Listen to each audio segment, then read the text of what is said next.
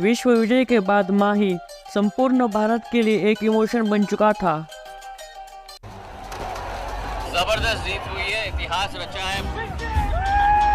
Really very happy for Sachin. I can't believe it, but India जीत गई है। World champion. See a World Cup win, see the world being in our hands.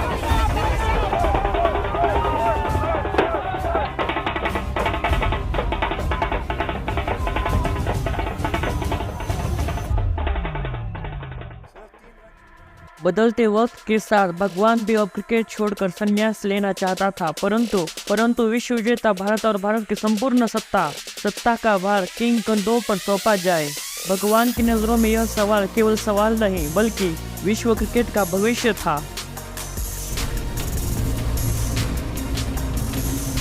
नमस्कार, स्वागत है आपका documentary के special episode में the right of Virat. क्या आपका रिकॉर्ड तोड़ पाएगा? क्या लगता है आपको? आई थिंक इसी रूम में बैठे हुए हमारे यंगस्टर्स कर सकते हैं। Virat and Rohit are the ones. अपनी सत्ता से संन्यास पर विचार कर रहे भगवान को तलाश थी अपने उत्तराधिकारी यानी कि नेक्स्ट गॉड ऑफ क्रिकेट की। वक्त बीत रहा था, भगवान की तलाश अब तराश में बदल चुकी थी। ऐसे में अब बारी थी एक बार फिर एशिया फतह की। संपूर्ण विश्व जीत चुके माही की अगुवाई में भारत एक बार फिर एशिया फतह करने के उद्देश्य से मैदान पर उतरता है, परंतु इस सफर में टीम इंडिया बांग्लादेश से अपना दूसरा मैच 5 विकेट से हार जाती है। बांग्ला के हाथों मिली इस हार से भगवान की तलाश पर कई सारे सवाल थे, परंतु कुदरत का निजाम देखो, उस दिन उसकी एक पारी से भगवान की तलाश पूरी हो गई और विश्व क्रिकेट को एक नया शासक, एक नया सम्राट मिल गया। टीम इंडिया अपना अगला मैच पाक से खेलने वाली थी, वही पाक जिसने लंका को अपने पिछले मैच में पराजित किया था।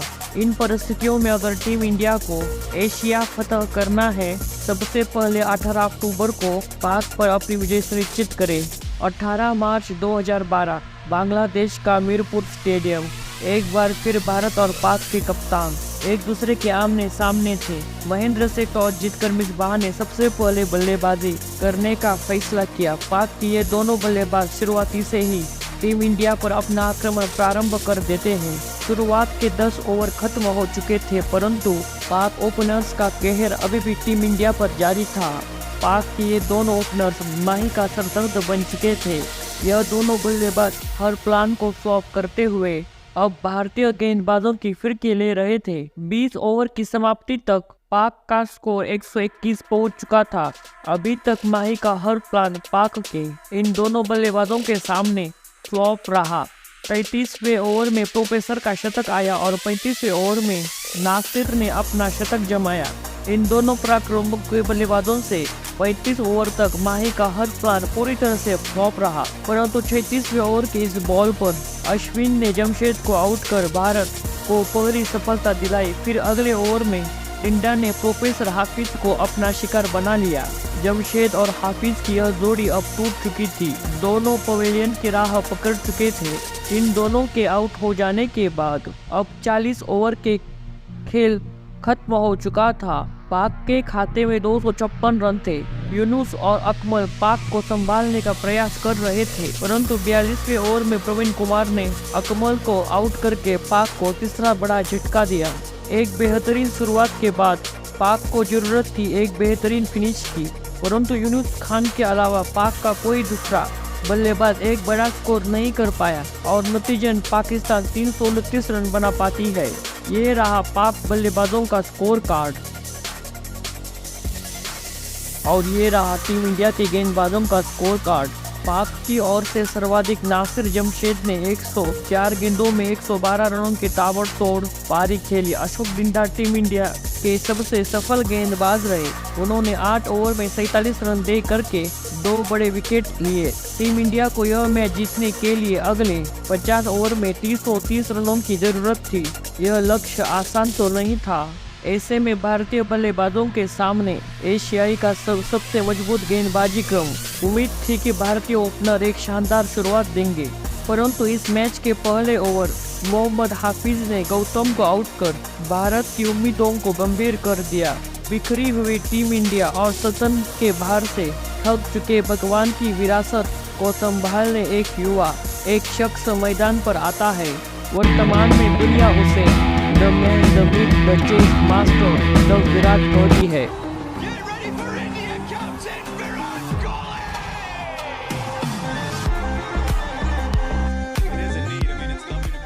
परंतु उस दिन तक दुनिया के लिए सब विराट था।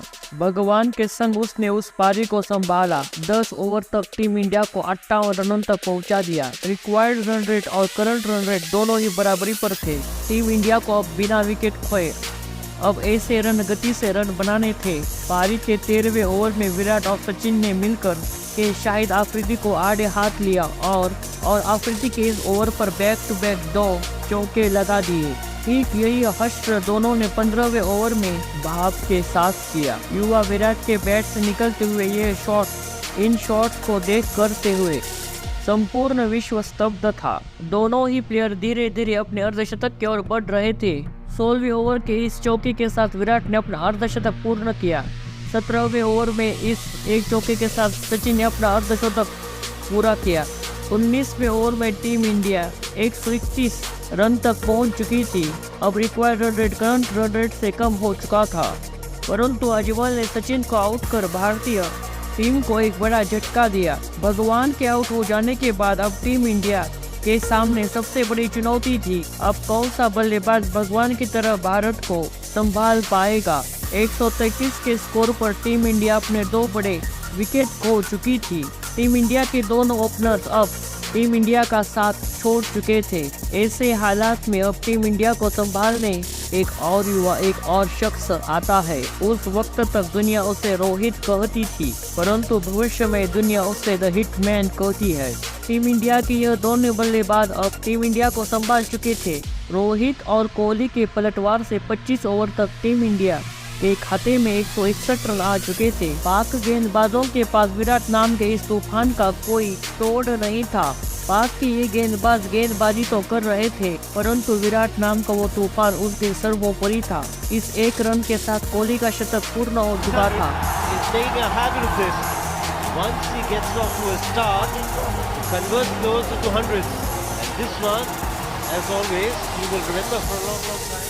भारत अभी भी जीत से बहुत दूर था, परंतु रोहित और विराट के रहते भारत मैदान हार जाए ऐसा हो नहीं सकता।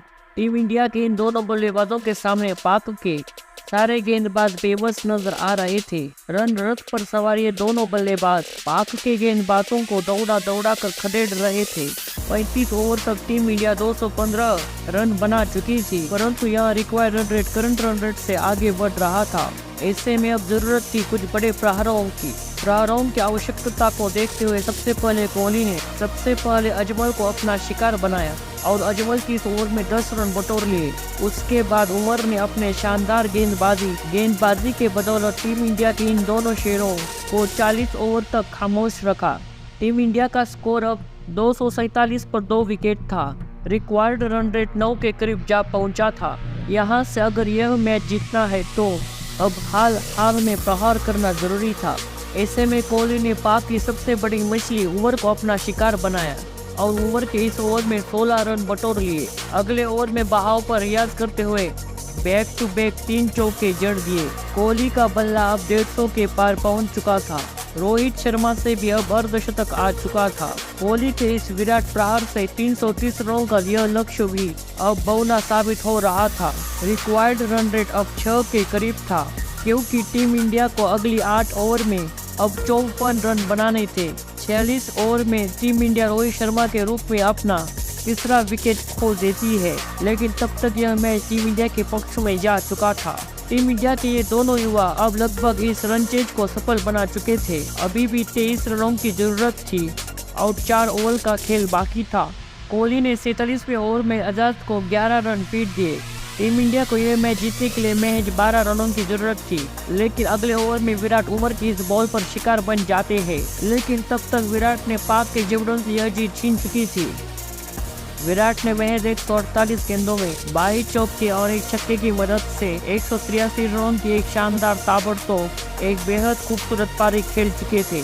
जीत के लिए 11 रनों की जरूरत थी, जिसे सुरेश रैना और महेंद्र सिंह धोनी ने मिलकर के इसी ओवर में बना दिए। कोहली के शानदार उस विराट पारी के बदौलत टीम इंडिया 330 रनों के लक्ष्य को महज 48 ओवर में चेज कर लेती है।